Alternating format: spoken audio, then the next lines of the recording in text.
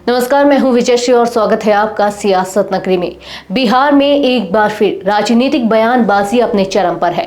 मुख्यमंत्री नीतीश कुमार ने बुधवार को आशा और ममता कार्यकर्ताओं की प्रोत्साहन राशि बढ़ाने का ऐलान किया, लेकिन इसके तुरंत बाद नेता प्रतिपक्ष तेजस्वी यादव ने इसे लेकर सरकार को घेर लिया और श्रेय खुद लेने की कोशिश की। तेजस्वी यादव ने कहा कि जब वे स्वास्थ्य मंत्री थे तभी उन्होंने इस प्रक्रिया की शुरुआत कर दी थी। हमारे 17 महीने के कार्यकाल में यह प्रस्ताव फाइनल स्टेज तक पहुंच चुका था, लेकिन फिर आदतन सरकार पलटी मार गई। पिछले 2 सालों से ये निकम्मी एनडीए सरकार इस पर कुंडली मार कर बैठी थी। अब जब जनता का दबाव बढ़ा तो इनको हमारी मांग माननी ही पड़ी, ये तेजस्वी ने कहा।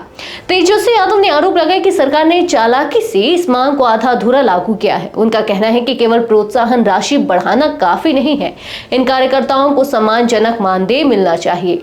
तेजस्वी ने कहा, हम जब लौटेंगे तो आशा ममता ही नहीं, आंगनबाड़ी सेविका, सहायिका और रसोइयों का भी मानदेय बढ़ाएंगे।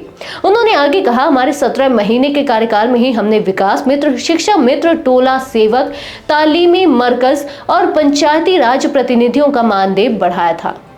उन्होंने आगे कहा, हमारे 17 महीने के कार्यकाल में ही हमने विकास मित्र, शिक्षा मित्र, टोला सेवक, तालीमी मरकज और पंचायती राज जनप्रतिनिधियों का मानदेय बढ़ाया था।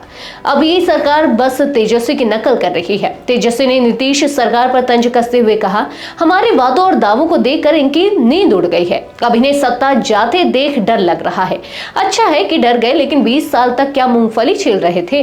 वहीं सीएम नीतीश कुमार ने अपने फैसले को सही ठहराते हुए कहा कि आशा कार्यकर्ताओं को अब 1000 रुपए की जगह 3000 रुपए और ममता कार्यकर्ताओं को प्रति प्रसव 300 रुपए की जगह 600 रुपए मिलेंगे। उनका कहना है कि इससे ग्रामीण इलाकों में स्वास्थ्य सेवाओं को और मजबूती मिलेगी।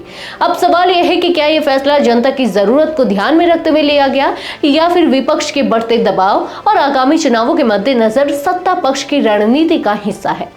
जनता देख रही है और अगला फैसला भी वही करेगी। आज के लिए बस इतना ही। अगर आपके इलाके में कोई राजनीतिक लापरवाही, भ्रष्टाचार या जनहित से जुड़ी समस्या है तो आप चुप मत रहिए, अपनी शिकायत हमें भेजिए। सियासत नगरी आपकी आवाज को मंच देगा और जवाबदेही तय करेगा, क्योंकि अब हर सवाल होगा सीधा सत्ता से।